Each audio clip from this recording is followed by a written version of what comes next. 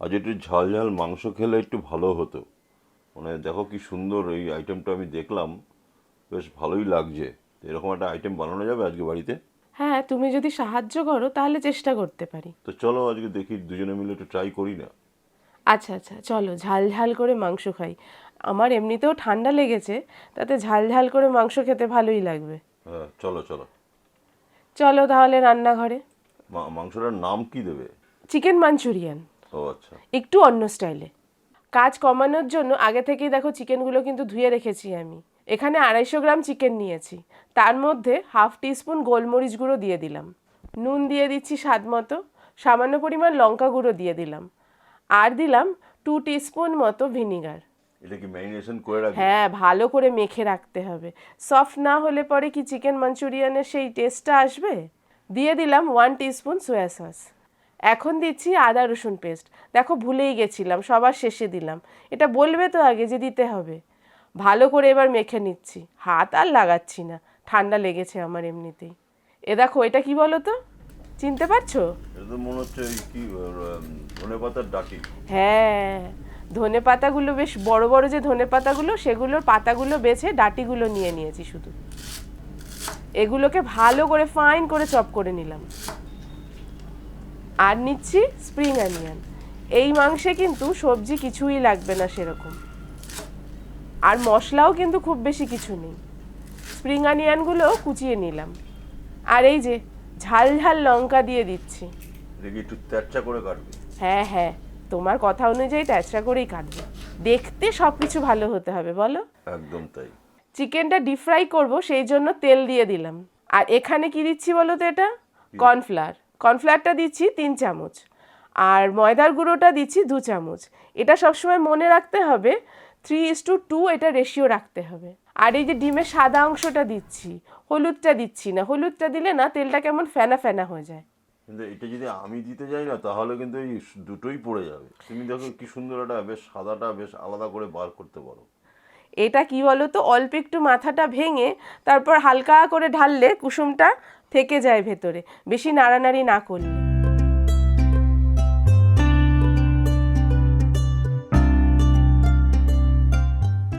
আর এবার দেখো, কর্নফ্লাওয়ার আর ময়দা দিয়ে ভালো করে চিকেনটাকে কোট করে নিলাম।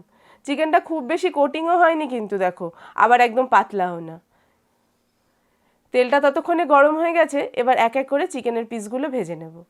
এটা কি গোল্ডেন ফ্রাই হবে, গোল্ডেন রং? গোল্ডেন রং? গোল্ডেন রং নয়, এটা গোল্ডেন ব্রাউন টাইপেরই ও, হবে। আমি তো রান্না করি না, ওই গোল্ডেন কালারটা যেটা ভেবেছিলাম ওই জন্য হ্যাঁ হ্যাঁ হ্যাঁ, রান্না করো না সেটা সবাই বুঝতে পারছে, কিছুই জানো না তুমি। একটা পিঠ হয়ে গেছে, এবার আরেকটা পিঠ উল্টে দিলাম। এই দেখো চিকেনগুলো ভাজছি, তুমি ভাজতে গেলে তো চিকেন কড়াইতে লাগিয়ে দেবে। আমার কিন্তু একটাও চিকেন লেগে ধরলো না কড়াইতে, কেন বলো তো? কেন? এটারও একটা ট্রিক্স আছে। কি বলো তো, চিকেনটা কড়াইতে তেল দেওয়ার আগে কড়াইটাকে খুব হাই ফ্লেমে ভালো করে গরম করে নিতে হবে, তাহলে কড়াইটা খানিকটা ননস্টিকের মতো কাজ করে। তারপর তেলটা দিয়েও ভালো করে গরম করে ফ্লেমটাকে একটু মিডিয়াম করে তারপর চিকেনের পিসগুলো ছাড়তে হয়। এই দেখো, তোমার সাথে কথা বলতে বলতে আমার চিকেনগুলো ভাজা হয়ে গেল। আর এখানে যে সসটা ব্যবহার করব সেটা আগে তৈরি করে নিই। 1 টেবিল স্পুন ভিনিগার দিলাম, 2 টেবিল স্পুন সয়া সস দিচ্ছি।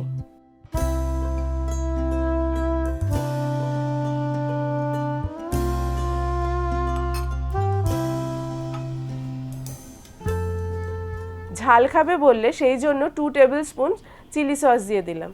রেড চিলি সসটা হলে ভালো হতো, তোমায় বললাম আনলে না, এই সবুজটাই আনলে, তাই সবুজটাই দিয়ে দিলাম।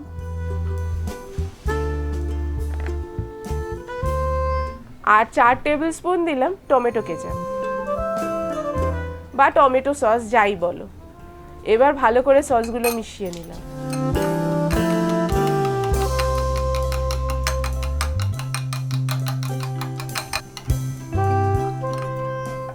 যেই তেলের মধ্যে চিকেনটা ভেজেছি তার থেকেই খানিকটা তেল দিয়ে দিলাম, খুব সামান্যই তেল লাগে এতে। আর রসুন কুচি করে রেখেছিলাম সেটাও দিয়ে দিলাম। কাঁচা লঙ্কা কুচিগুলোও দিয়ে দিলাম ভাজার জন্য। কাঁচা লঙ্কা কুচি আর রসুনটা হালকা ভেজে নেব, হালকা একটা গন্ধ এলেই সসগুলো সব দিয়ে দিচ্ছি। মানে এইবার সসটাকে মনে হয় ভালো করে কষাতে হবে। হ্যাঁ, সসটাকে একদম খুব ভালো করে কষাতে হবে। সসের থেকে দেখবে কষাতে কষাতে তেল ছেড়ে যাবে, সেই অবধি কষাতে হবে। আর এটা মিডিয়াম টু হাই ফ্লেমেই কষাচ্ছি। যেই বাটিটার মধ্যে সস গুলেছিলাম সেই বাটিটার মধ্যেই 1 টিস্পুন কর্নফ্লাওয়ার নিয়ে নিলাম, আর হাফ কাপ জলের মধ্যে ভালোভাবে সেটা গুলে নিচ্ছি। কর্নফ্লাওয়ারটা দিলাম কেন বলো তো? এটা গ্রেভিটা যাতে ঠিক হয়। ও বাবা, আমার সাথে থাকতে থাকতে রান্নাটা বেশ ভালোই শিখছো তো কিন্তু। দেখো অনেকটা কিন্তু কষা হয়ে আসছে, তেল ছাড়ছে না? হ্যাঁ, তেলটা অনেকটাই ছেড়ে দিয়েছে। এই দেখো তেল পুরো ছেড়ে দিয়েছে, ওপর দিয়ে বোঝাই যাচ্ছে। এই অবস্থায় ওই কর্নফ্লাওয়ার গোলা জলটা দিয়ে দিলাম। গ্রেভিটা কীরকম দেবো বলো? একটু মানে ঠিক হলেই ভালো হয়। এ দেখো খুব বেশি পরিমাণ দিলাম না, ওখানে হাফ কাপ জল আর 1 কাপ জল মতো দিলাম। গ্রেভিটা কিন্তু যার যেরকম পছন্দ সেই হিসেবেই। এটা খুব পাতলা বা খুব গাঢ় ভালো লাগে না কিন্তু। এবার গ্রেভিটা ভালো করে ফুটে উঠুক। গ্রেভিটা ভালো করে ফুটে উঠেছে, এর মধ্যে এবার দিয়ে দিচ্ছি গোলমরিচ গুঁড়ো। ঝাল কিন্তু আজকে হবেই। আর নুনটা অল্প দিলাম, কেন বলো তো? সসগুলোর মধ্যে নুন আছে তো, সেই জন্য। আর খানিকটা চিনি দিয়ে দিলাম, সসের যে টকগুলো সেগুলো ব্যালেন্স করার জন্য। চিনিটা খুব বেশি পরিমাণ দিচ্ছি না। আর এই যে ফ্রাই করা চিকেনগুলো এবার দিয়ে দিচ্ছি। চিকেন দিয়ে খুব বেশি কিন্তু ফোটাবো না, এই ধরো 3-4 মিনিট হাই ফ্লেমে 3-4 মিনিট ফুটিয়ে নিলেই হবে। চিকেন ভাজার সময়ই সেদ্ধ হয়ে গেছে 90%। কালারটাও কিন্তু খুব সুন্দর এসেছে। তাই না? সসের পরিমাণটা ঠিক হলে কালারটা এরকম আসবে। ধনেপাতার ডাঁটাগুলো যে কেটে রেখেছিলাম সেগুলো দিয়ে দিচ্ছি। এটাই কিন্তু এই ডিশের আসল মনোপলি, এর জন্যে ফ্লেভারটা অসাধারণ আসে। আর স্প্রিং অনিয়ন দিয়ে দিলাম, আর খানিকটা রসুন কুচি বাঁচিয়ে রেখেছিলাম সেটাও দিয়ে দিলাম। এই সময় এগুলো দিলে পরে গ্রেভির ফ্লেভারটা যে অসাধারণ আসবে না, একদম রেস্টুরেন্টের মতো। গন্ধ অলরেডি আসতে শুরু করেছে। রেস্টুরেন্টের গন্ধ আসছে না? একদম একদম। খাবে কি দিয়ে এটা? এটা রুমালি রুটি হলেই তো ভালো হয়। আহা হা হা, রুমালি রুটি। চলো ঠিক আছে, তোমার কথাই রইলো। দেখো দেখো টেস্ট করে কিরকম হলো, ঝাল ঝাল হলো কিনা চিকেনটা। না সত্যি ভালো হয়েছে মনে হয়, দেখতে তো অসাধারণ লাগছে। প্লাস আমার প্রেজেন্টেশনটা কেমন বলো? এটাও সুন্দর হয়েছে, মানে আমার কাছে তো সুন্দর লাগছে।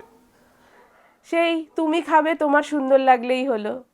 আর দর্শক বন্ধুরাও বলবে যে কেমন লাগছে দেখতে। ভালোই বলবে। আর খেয়ে তো তারা বাড়িতে বানাবে, তারপর খেয়ে বলবে যে কেমন হয়েছে। ঠিক আছে, আজকে চলো এবার খেতে চলো। চলো চলো।